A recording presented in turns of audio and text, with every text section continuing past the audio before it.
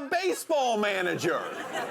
If you didn't follow that, he was arguing that Glinda, the good witch from The Wizard of Oz, was a princess and not a witch.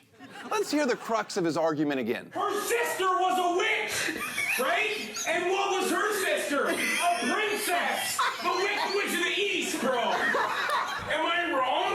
She wore a crown and she came down in a ball, dog. I love a debate, and I refuse to let him spread misinformation. So here to have a calm, civil conversation about The Wizard of Oz, please welcome Matt. How's it going, man? You are f***ing wrong, bro! I am wrong, but I'm also right.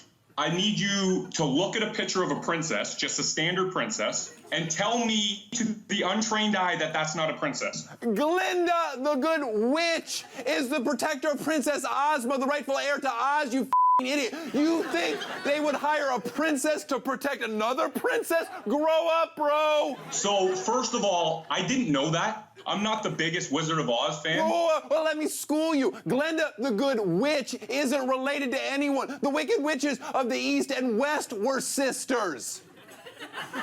What, Glinda wasn't their sister? Do they go in depth on that? I don't know how much research you did. You've done far more research than myself. I Googled this extensively.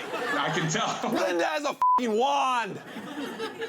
Wands are the cornerstone of witchcraft. And what princess do you know that can float around in a bubble, you f***ing child? You're going too deep into this with me. All I knew was she looked like a princess, so I assumed she was a princess. Wait. So you think just because Glinda is good and not green and ugly, she's not a witch? That's racist.